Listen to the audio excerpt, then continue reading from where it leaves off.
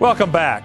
In 2009, the USDA National Animal Health Monitoring Survey found internal parasite resistance to a popular class of cattle dewormer in 7 different U.S. states and suspected resistance in 8 others. In March of 2012, the FDA Center for Veterinary Medicine held a public forum to address the growing concerns of internal parasite resistance to popular cattle dewormers. To learn more about internal parasite resistance, why it's important, and how producers can manage this growing problem, we caught up with our friends at Merck Animal Health to talk about effective parasite control strategies for cattle producers. Cattlemen know that effective internal parasite control is the cornerstone of every animal health program. Using the right product at the right time is critical for maximum production. Parasite control is so important to cattlemen because parasites do 3 things to animals. They decrease the feed intake, decrease average daily gain, and they affect the immune system. This can amount to about $190 over the lifetime of that animal. The other thing is they affect every segment of the cattle production system, whether it's the cow-calf guy, the stocker guy, or the feedlot guy. These animals have to deal with these parasites in every part of the production cycle. Eldon Fry is the owner of a custom preconditioning operation near Quitman, Arkansas. Eldon says the key to his business is getting cattle healthy and ready for their next home. We've been preconditioning cattle since 1999. Before that, we were a cow-calf operation for about 15 years prior to that. Spring of 99, we converted over, sold the cows, and became preconditioning lot. We get in anywhere from 7,000 to 10,000 a year. We keep cattle 45 to 60 days normally. Give all of our vaccinations, dehorning, castrate bulls, ID. Get the cattle healthy and ready to go west, either to grass or to the feedlot directly, depending on the size of the cattle we get in. Fry says being in the cattle business is a way of life that suits him. I'm in the cattle business because it's a way of life that I really enjoy. It's something I've been doing for 30 years. And then from the dairy business to be in the beginning to the stocker, to a beef cow operation. We had registered cows. Our son got into showing cattle. It's a perfect place to raise your kids. It's just a way of life that I really love. I like to take care of the animals. We really enjoy doing it. For Eldon Fry, controlling internal parasites is an important factor in the entire animal health process.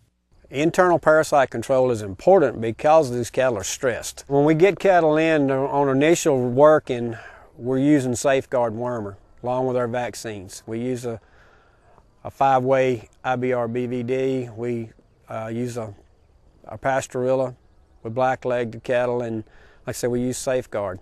So we're going to vaccinate them with a 5-way. You sure want it to work. You're spending the money on the vaccine and you want that calf to do it. So worming him on the first day and cleaning him out with Safeguard seems to me like works faster and gets that calf to where his immune system can be able to work and help that calf. Dr. Newcomb describes the science that links internal parasite control with a properly working immune system. What we know is that when you deworm an animal, then you're getting rid of the worms, and what we've seen is that the excretions and secretions of the worm are what's causing an altered immune response. So an animal that's heavily parasitized may not be able to respond properly to viral vaccine or viral disease. But when you kill that worm, then in about a 14-day period, the body is able to reset itself and respond properly with a proper immune response to your viral vaccine. Eldon Fry definitely sees the effect.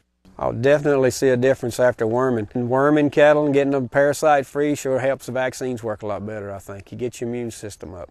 Optimal internal parasite control has become more difficult as resistance to a popular class of cattle dewormer available in pour-on and injectable forms has been documented and identified in many states. Deworming protocols have changed in recent years because of resistance, okay? When we think about what's gone on, say, over the last 40 years in the cattle business with dewormers, in the 1970s, it was the brown stomach worm, okay? Ostratasia was the biggest, the baddest worm on the block. But when the avermectins or the ivermectin compounds came onto the scene, that parasite was basically handled. But over the years, what we've seen, especially with the advent of the pour-on dewormers and then the generic dewormers, we've seen those products kind of used and abused somewhat. And that's led us down the path of resistance because these products are being used at times of year when they don't need to be used, and they're used for fly control when they're actually dewormers. So what's gone on through the years, we've had this selection process, especially in the South, for a worm called Coperia. Dr. Harold Newcomb of Merck Animal Health explains how producers can deworm their pasture with strategically timed pasture cattle treatments. What you're trying to accomplish with a strategic deworming program is to actually deworm the pasture. And what you want to do is reduce the parasite burden on the pasture. And if you're in the deep South and you're a cow-calf producer, you can do this by deworming the cattle 6 to 8 weeks after grass puts out, and then do it again with one of the non-handling forms about 6 to 8 weeks later. If you're a stocker guy, it's day 0, 28, and 56. At day 0, you use the combination. 28 and 56 days, you use one of the non-handling forms. The nice thing about Safeguard is we have a form that will work in just about any producer's operation.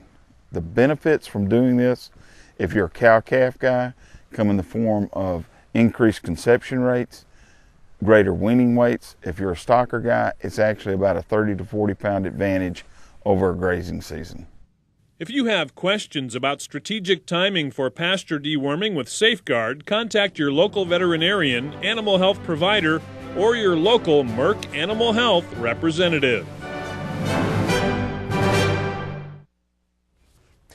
Welcome back.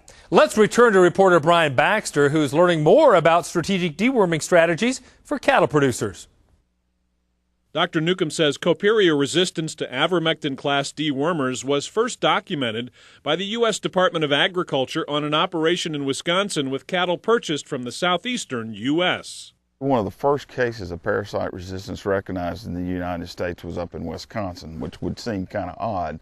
But what the guy in Wisconsin was a stocker guy.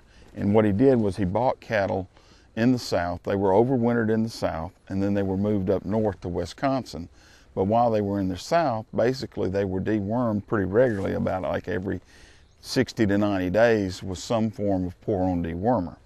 So when those cattle traveled up north, they carried every parasite that was in them or left over from those dewormings up to Wisconsin. And what the guy in Wisconsin had actually found was that his production level was going down. And then he contacted USDA. They got involved. They did fecal samples. They harvested some cattle, looked at the worms, and they found the predominant worm in those cattle was Coperia. Newcomb says new research sponsored by Merck Animal Health confirms that these avermectin-resistant Coperia can have a significant impact on cattle performance. Back in the dark ages when I was in school, Coperia was thought not to be a problem at all. But we've done some recent research where we've seen that particular parasite, especially like an operation like that Eldon has, it can cost you up to a quarter of a pound a day in gain and up to 1.5 pounds a day in dry matter intake. Newcomb states research shows that once resistance develops to a class of dewormer, parasite resistance occurs with every product and form of that class of dewormer. Once the worm gets resistant to one of those classes of dewormers, it's going to be resistance to everything in there. And, you know, recently there's been a lot of hype that it was generic versus name brand, that it really doesn't matter. That once they get in resistance, they've got resistance to everything in that particular class of dewormer, whether it's brand X or brand Y, whether it's generic or trade name, they're going to see the same thing. The parasites will be resistant. Dr. Newcomb says as important as an effective deworming is to the performance of cattle, cattlemen need to know their dewormer is effective. Well, producers need to make sure whatever dewormer they're using is effective. And what they can do is take fecal samples on the day that they deworm, and then again 14 days later. What you want to see is about a 90% reduction in that egg count. If you don't get a 90% reduction in egg count or greater, then you've not had a successful deworming.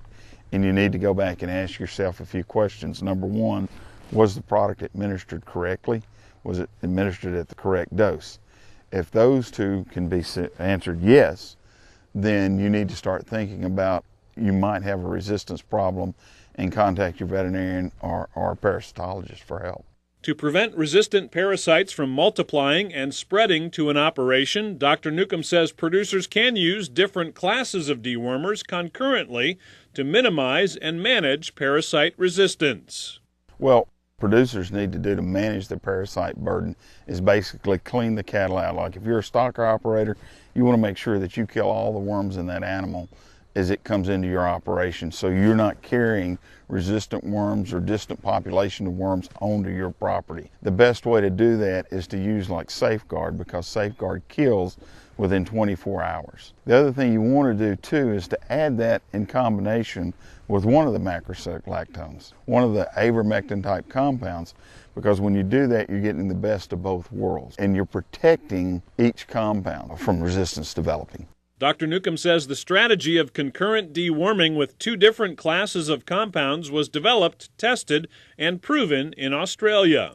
The modeling to show that the combinations work, that work actually started in Australia. What their model showed was that by putting the products in combination and using them at the appropriate time, you could actually extend the life of these products for several years. The other thing that they found, and the model did predict this, is that the amount of resistance or the number of resistant worms would go down by using the combination products.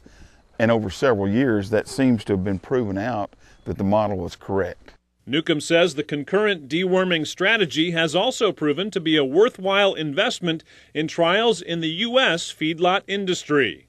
On the 4 feedlot trials that we've done and are published, what we found was that there was about a 10-to-1 return on your investment by using the combination of a macrocyclic lactone or ivermectin with Safeguard, okay? And that was 4 or 5 years ago when cattle prices were much less than what they are today. Newcomb says cattlemen can see the benefits when they use this deworming strategy in their operations.